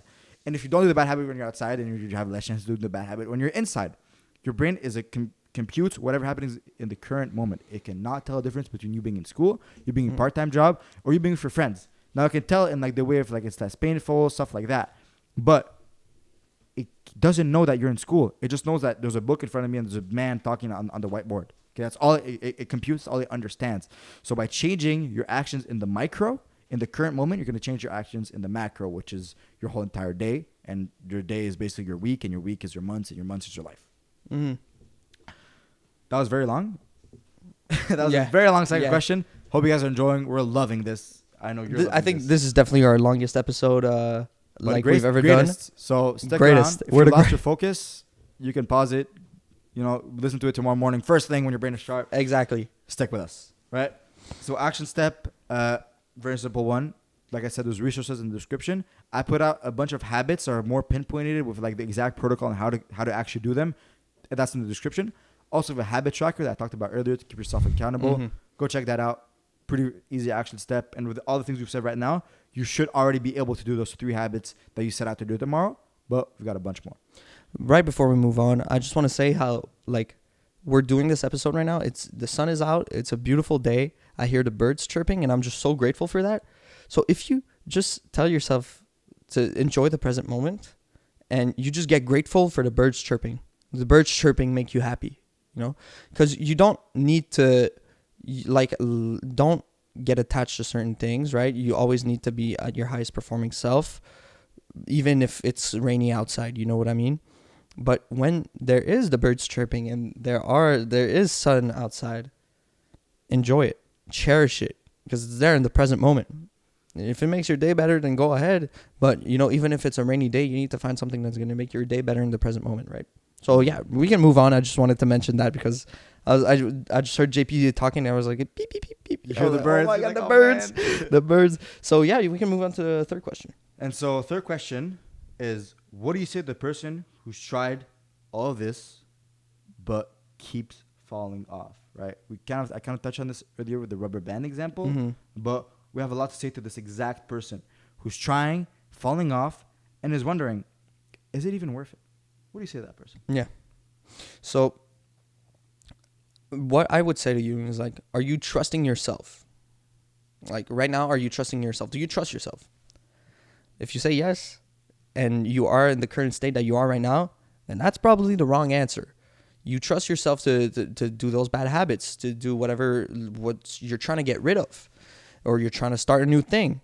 You trust yourself to just not go to the gym. How's that working for you? Is it going great? Probably not, because you're dissatisfied and you're watching this podcast and you're trying to fix your life. So if you're dissatisfied with your situation and you look at it right now, what was I saying? I lost my train. Well, you talk about trusting yourself. Like right now? Yes, exactly. Okay, so excuse me. I really lost my train of thought, but you trust yourself. And how's that working for you? Not. So start blindly going to whatever you're doing. And if you find yourself trying to figure out an excuse to not do whatever you're trying to get, don't even think about it. Just go. Pick up your shoes and go. Like if you want to go run, pick up your shoes and go. Like you have no excuses. You really have no excuses, because what you're doing right now that you're not going to the gym for is probably not productive. Listen, I get it. Okay, if you have a traumatic event going on in your day, or like somebody like for example at my job the last week there was a murder. If there was a murder that day, I'm like, okay, you can maybe skip the gym, maybe. Perhaps. If you saw it with your own 2 eyes, maybe you can skip the gym. But if you tell yourself, well, I don't want to go to the gym because, the math exam tomorrow, so I got to study. And then you got a chemistry exam next week. Just go, man. Because you tell yourself that, you're going to end up playing GTA. You're going to end up on the PlayStation again. And don't get me wrong, okay? Playing video games is so fun. Oh my God, it's like the most fun thing on earth, like it's such a great time, but that's a problem. such a great time in another universe.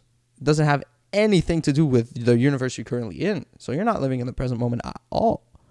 So that's what I believe I would say to someone who's trying to fix their habits and they can't stick with it. It's like, stop trusting yourself and keep yourself accountable. Tell other people about what you're trying to achieve. Keep yourself accountable. I love what you say about trusting yourself, because like I was saying earlier, there's basically two parts of you, right? There's who you are and who you're trying to become, and they're battling. Right? Yeah. You're gonna be consistent 3 days, and you're not gonna be consistent. It's like there's both of those parts you're battling constantly. And by trusting yourself in whole, you're putting trust in that part of you that wants to stay the same and is not making you evolve. You need to distrust. Like, look, it took me a very, very long time until I could start trusting my own thoughts. And I still don't trust all my own thoughts. Like, I'll be there and I'll be like, oh, okay, this doesn't happen. Let's say this would happen. It's like, oh, I don't want to make the resource for the podcast because I don't know enough about the subject. Although, like, I know enough about consistency clearly. If I was to have that thought of like, oh, I don't know enough, I need to go research some more before I can write the script. That's the part of me that's like, don't go work. Because that's what it's actually saying. It's not like, if I was like, okay, I'm going to go learn, let's go, then it's a different thing. Yeah. But the part of me, it's like, I'm scared. Don't do it. Don't do the work. Don't do it. Don't do the work. Stay the same. Don't change. Don't evolve. And if I was to trust myself fully, in a whole, then I would trust that part of me that's like, oh, no. Don't work. Hey, bro, there's a math exam tomorrow. You can chill. Listen. Which makes no sense. And you might say, well, this is the most important exam of my life. What is the most important exam of your life, man? You're like 16, 17, and you're saying that this little math exam is the most, or whatever is happening is the most important thing in your life, so you need to work on that. What is the most important thing in your life?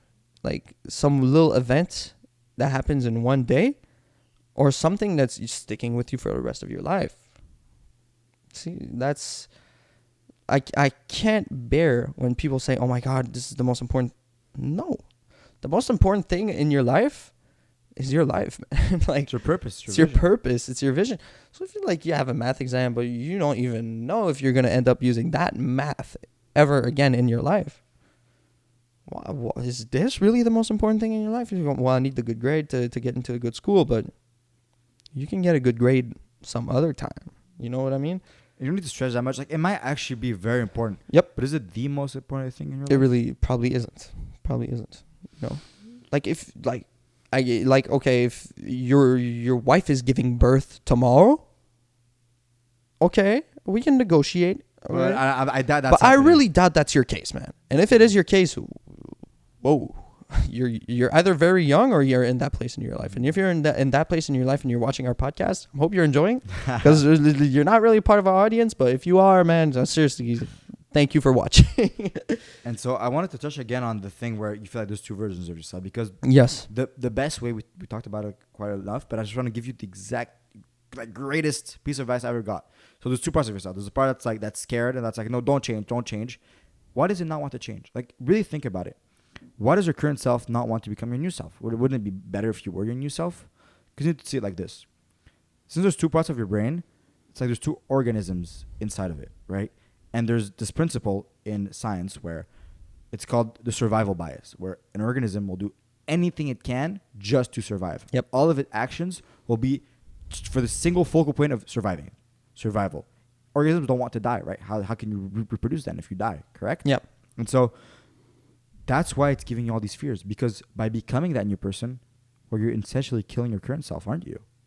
And the first step is exactly what I'm saying right now. It's awareness. Once you understand this process is happening, once you can catch yourself in the fear, once you can catch yourself saying, I need to learn more about this, I'm scared. Once you catch yourself saying, no, I'm horrible at speaking, I can't do this. When you catch your current self trying to drag you back down, the second step is intolerance. You need to look at that thought, analyze it, and be like, well, am I a bad speaker? Yeah. Well, maybe I am, but if I was a bad speaker, then isn't speaking the best way to become a better speaker? Exactly. If I truly am a bad speaker, which if I believe that, then I'm getting screwed. And seriously, if your excuse is, well, I'm introvert. Okay, do you see any of the people at the top being introverted? You can say Elon Musk is introverted. He literally isn't. He's the most out there person ever. Like, he is, oh my God, it's the second time it's happening. Sorry, guys. Like, this is a pretty long episode, so like we got other different things happening. But like, yeah, if you say, oh, well, it's because I'm an introvert, really? You want to stay an introvert? Like, you know that if you're in business or you're in school, you need to build connections. You need to speak to people to get higher in your life. So you're an introvert. What, you're going to stay quiet in your little office for the rest of your life? Well, how are you going to get a job? Or how are you going to get that money if you never spoke to a single person? You don't want to stay this introvert. Gets me every time. People will say, "Oh, I don't want to go to the gym because I don't want to have people see me working out." The You're chances not are the center guy. Everybody looking at themselves Yo, in the listen. mirror. And you could say you're intimidated by the big guys in the gym. The big guys in the gym, and they're not looking at you, not because they don't like you, bro, because they're looking at their own muscles, bro. They're looking at themselves, but this is the truth. I was talking to this guy. I'm pretty sure he's 13 or something like that. He goes to our school also. And he was saying, well, I don't want to work out at a gym. That's cringe because other people are going to see me working out. And I'm like, well, he's 13, so, that makes his maturity level is not there yet. But it's like, you're not the center of the universe. And even if, why would you ever that's his current self going like, no, I don't want to die. So I'm going to throw this excuse at him. It's cringe. Mm-hmm. What do you mean it's cringe to have other people see you working out? First of all, no one's looking at you. Everybody's looking at themselves. Second of all, it's not like he was obese or anything. He's a regular looking kid. Like, no one would even bat an eye at him. They just look at him like, oh, he looks like he's like 13. Man. Yeah. No one would even look at you. So you need to, first step, awareness. Understand that belief is only your current self trying to bring your becoming self down, and then intolerance. Look at the belief and be like, is it fuck? Is anybody actually going to look at me? No. No. And even if they are, why would you let that stop your goal? Why would you let anything get in the way of your goal unless it like really goes through your morals or your standards, right? I would never kill somebody for money, right? I would never do that. I would never sell drugs for money. It goes against my morals. It goes against my standards. Even if the drug dealer has 2 McLarens, bro, like, listen, we just wouldn't do that. Like, I'm sorry, it's just not part of our values. So it's like I would never scam grandmas online for money, right? And I hope you guys wouldn't either. But well, we say that, but there's a lot of people who absolutely they sell drugs to make money. Absolutely. And I get you got to get out the hood somehow. But I can't. Bro, you ain't Pablo Escobar, bro. You ain't Pablo Escobar. Come on, man. Like, you're not a drug lord, bro. You're selling. But listen, if you're a businessman and right now your business is selling cocaine, then maybe try to get that business knowledge into something else. Mm-hmm. You know what I mean? That's more ethical. And it's your values. It's your life. If you live on that other side of life and that criminal life, it's your life, but it's more risky. And one thing about self-improvement is handling risk. You need to love taking risks, but there's some risks that are worth taking. Mm-hmm. Like starting a business, it's a risk worth taking. Selling drugs, it's a special risk. Mm-hmm. It's special. It might pay a lot, but you might end up in jail for the rest of your life. So, and finally, on being intolerant. So when you do get that thought and you analyze it, and then you become intolerant, like, I'm not gonna listen to that. I'm gonna go right now. Okay, you become intolerant of it. That also feeds back into another thing I was talking about in the first podcast, right? About how you need to get angry. Here I'm going to explain it in a little bit better than I was in the first episode, simply because my understanding has deepened on this concept, right? So you can visualize your behavior as a curve that goes up and down, like it's periodic, right? So it doesn't change and it goes up and down. So your behavior is going to be good for 3 days, and then you're not going to go to the gym for like a week. 3 days and not go to the gym for like a week, right? So your peak is going to the gym for 3 days, and then your trough, which is when your behavior is the least aligned to your goals, that's when you don't go for a week, right? Mm-hmm. And like I was saying on the first episode, which somebody misunderstood in the comments, and so this is why I'm hitting on it again. I said that you need to set higher goals, but that was the wrong word. What I meant by that is that you need to set higher standards, because you are not the best version of yourself that you can imagine. You are the version of yourself that you can accept the least, right? So if you can accept yourself going to the gym once a week, then you're probably going to be in that area where you're going to only go once a week. But if you cannot accept yourself as that person, if you cannot accept yourself going below 3 times a week, you will then become that person who minimum goes 3 times a week. Mm-hmm. I can't accept myself as being a person that goes any less than 5 times a week, and I go 6 every single time. If I was to go 4, like I said, I will skip a period at school. I will skip an event. I will find some way. I'll do push-ups at my goddamn house. I have like the standard where I do not allow myself. So when I said about you need to reach for higher, I didn't mean to like, if your goal is going 3 times a week, I didn't mean to reach for 6. I just meant to take your current goal and make that the standard. And this feeds back into consistency. If you think that a good goal for you is to read 10 pages, you can start for that. Sure. but you need to set 10 pages as the bare minimum. That if in a day you don't do the 10 pages, you are going to just wake up at 9, like you're going to bed. I said 9, you're probably going to bed like 12. You're going to wake up again and just read the little 3 pages you had left that you didn't read. We're going to read the 10 pages you had left with no excuses, because that needs to become your new standard, right? I didn't explain it correctly in the first episode. I apologize. Now I'm re-explaining it. I'm not saying to aim for higher. I'm just saying that your current high needs to become your low. It needs to become your trough. And that way you're going to keep reaching higher and higher. And at the worst, well, you're going to be consistent at 10 pages, which is better than being consistent at 5 pages. Exactly. Which is the middle, right? So awesome. And so your action step is going to be this. Oh, whoops, sorry. I skipped the question. Oops, sorry. Okay. No, you're good. You can just go for the action step. Because for production's sake, like, this is a pretty long episode. I'm trying to figure out how am I gonna edit this. Like, there's so much content. So we can just go straight into the action step for this one. Well, actually, no, because there's one thing I need to talk about before. If you want to talk about it. Go ahead, but keep it concise for production's sake. Hope you guys are enjoying this, by the way. All right. So, and the last thing I want to talk about is you need to understand and analyze yourself. Do you actually want it bad enough? Right. We talked about purpose. We talked about how we are staying accountable because we have a greater vision of helping these dudes, right? Helping 50,000 people through them subscribing to the podcast and watching our episodes, right? And the reason why you're not consistent, and the reason why, you know, you're trying but you're falling off, which is this third point we're hitting on, is perhaps because you don't even want it bad enough. You don't actually have a greater vision. You know, you're going to the gym, but you're saying that you're going to the gym for yourself, or whatever the frig that means. Okay, listen, that means nothing, okay? I go to the gym to look good for other people, and I'm proud, and it gets me in the gym. And guess what? When I am outside in public, and I do look good, well, guess what? I'm happy. Yeah. So you got an issue with that? I don't think so. And then I'm doing this podcast because I'm trying to help guys have a greater vision. I want it bad enough. I want it. I want to help people. I want it bad enough. And so you need to ask yourself, if you're kind of studying a little bit and then you stop studying and then you're studying a little bit and you're falling off, blah, blah, do you want it bad enough? If you don't want it bad enough, that means your reason is not good enough. Because Nietzsche, quote from Nietzsche, he, with a big enough why, can bear almost any how. Why I'm doing these podcasts is because I want to help people. And so I'll bear any how. I'll wake up as early as I freaking want to. And I'll try my hardest, and I'll want it bad enough because I have this goal. So yet again, it's going to be a resource. Go and answer the questions to find your purpose. Go and answer the questions to find what drives you, what motivates you, and then reconsider. If I'm not succeeding, am I trying hard enough? Exactly. So for our last thing, yep. What do you say to the person who's doing everything right but just is not seeing results? Well, are you doing everything right?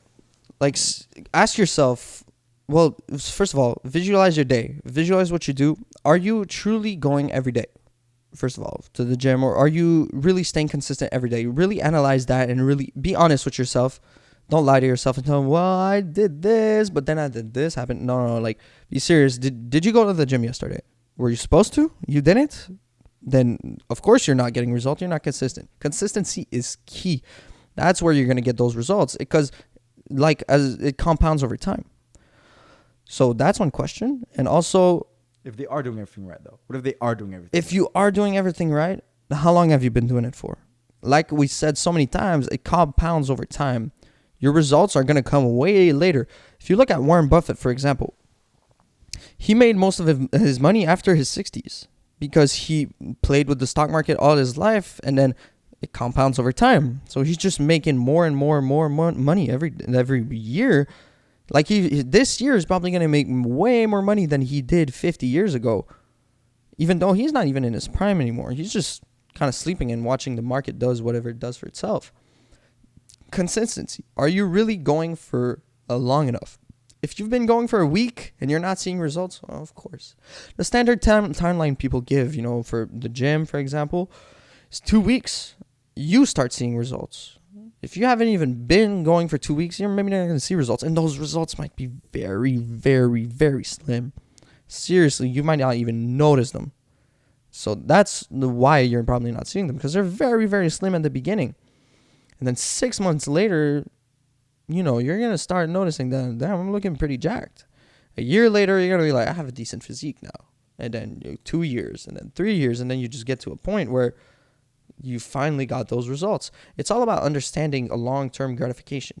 It's separating the short-term gratification, aka like watching social media or anything that's bringing you happiness in that very short moment, but then you're kind of disappointed. It might be doing drugs or whatever. Understand the long-term gratification. And that's when, like, key pillar of self-improvement is understanding long-term gratification, because a lot of people are going to be like, well, I'm missing out on life, because if I sleep every day at that time, if I work out, I'm not spending time with my friends. First of all, there's a time to party, right? There's a time to work. You don't party every day. You don't party every week. Me and JP might party like 3 times a year. And that's an occasion, and winners celebrate. So you need to celebrate. It's part of the journey. Like, celebration is it's really important, because if you're a winner, you're going to celebrate, right? When I don't know, the hockey teams win the Stanley Cup, you don't see them just going like, okay, we'll pull him to work tomorrow. No, they're going to throw the biggest party, but all year they're consistent as hell with their work. They're pulling up at practice 6 a.m. every morning. They're working out. They're training. They're taking care of their health and stuff like that. So you're going to be like, well, I'm going to miss out on life. Well, listen, think about this. Would you rather party right now with your broke friends that probably don't even like you? You're just there because you own a wax band or whatever. They just invite you because you're that guy who has weed. Or do you rather party with millionaires? You know what I mean? Would you rather have a party where the biggest bottle of alcohol you have is like a $20 thing of vodka and you party every week? Or you'd rather, go to the best club in town, spend actually great time with other people that also made it? That's a win. You celebrate the win. So why are you not seeing results? Because you're not spreading on a long enough time frame. You don't really see it as a graph over time. I wish, we can just put it right here in editing. Graph over time. I don't know. Can you just curve, can you starts off and then it compounds and then but exactly. It takes a while, and then exactly. I'm gonna put it right here, right in editing. So, are you really spending enough time to actually see results? That's my biggest question. And if you are, there might be some other things. Genetics might play a role. Or your current life situation. If every day you try to read, but your household is chaotic, you always have like 4 brothers and sisters screaming, then you probably have a problem. You probably need to change your environment. It's pure mathematics. And is your intensity correct? Because you can show up at the gym every single day. You can open your math book and you can do the numbers and whatever. But are you intense with it, right? One of the most important things in current muscle hypertrophy literature, and this can also apply to sports, like, if you show up to practice every single day, but you're not trying, then nobody wants your results. Are you trying, bro? It goes back. Enough? We said that in the first episode. It's not rocket science, and you know this. Are you actually trying? I see a lot of people at the gym, they do their reps, but when it starts hurting, they stop. The whole set is supposed to hurt. The gym is pure pain. The reason why you go to the gym is for pain. And you should seek discomfort. Some people go out on travels so they can go sit on the beach and just drink cocktails all day. Some other people travel to go see the starving children in Africa. Which one is going to be more valuable? The one where you're literally going to come back home with a paradigm shift. I remember my teacher in 5th grade, he told us that he had a trip to some, I don't remember which country, but it was a really poor country. And he helped the villages build wells. He completely changed his mentality when he came back home and he opened the sink and he was like, hey, whoa, I'm using way too much water. You know what I mean? You got to change your shift. So you're going to have to seek discomfort to seek a change. You know what I mean? Seeking discomfort is very valuable. So when you go to the gym and you're there and you do your set and it hurts, you stop. You missed the whole point. The same thing when you're studying. If you're studying and your brain is not, like, you don't feel like your brain is getting used. Yeah, if you don't feel like your brain is melting. I love, sometimes I'm studying and I feel like my brain is just going like, just melting. Like, that's good. Pain equal growth. It's that simple. And that's where intensity comes in. Do you get enough pain? Now listen, okay, you can go, well, I don't want to get injured. Don't get injured. But you need to seek discomfort where you're still in safety. And that's living at your edge. Like we said, in the way in Superior Man, living at your edge. Live to where your skills and what was it? Difficulty meet. You know, if it's too difficult where you're gonna die, like if if you never squatted 500 pounds, but you're going to the gym and you're like, I'm gonna squat 500 pounds, the bar is gonna crush you. I'm sorry. So live at your edge. Do the hardest you can possibly give with your current skill. And this also applies to anything that's mental work, right? Absolutely. And finally, people who are saying that it's just taking too long.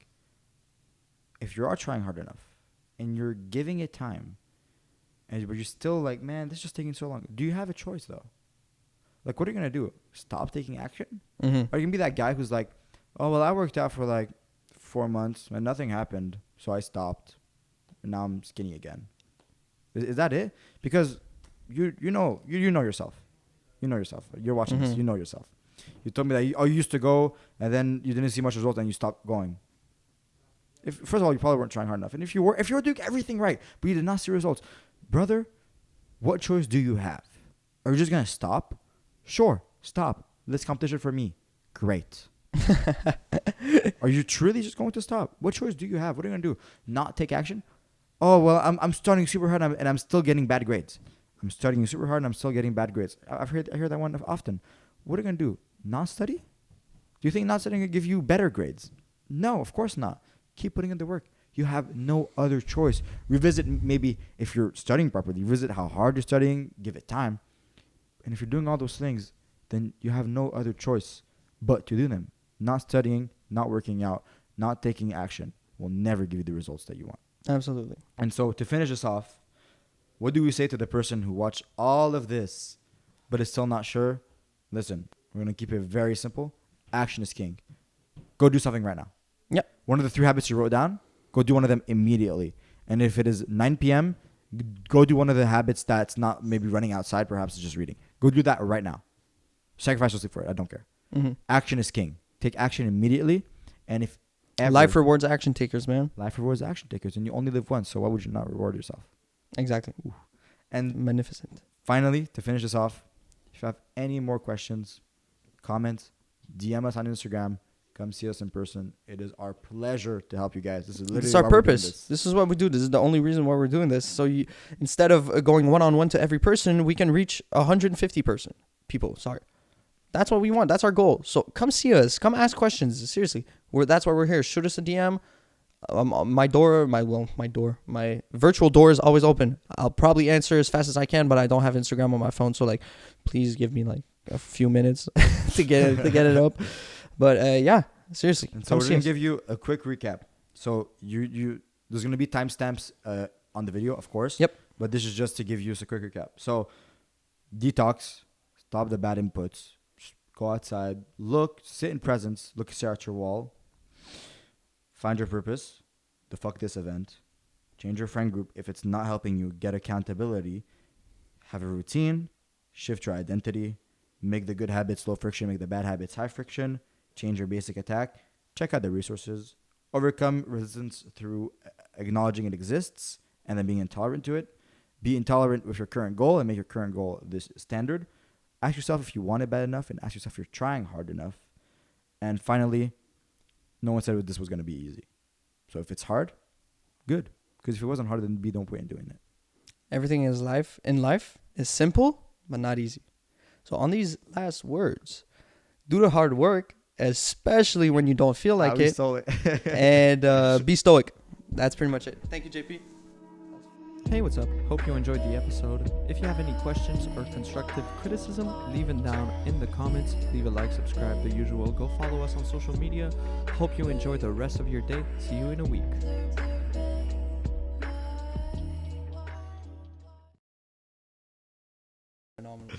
Yo, this is like best episode, bro. Best episode. Holy shit. Let's go. Hey, we touch on everything. I really need to listen to this and not change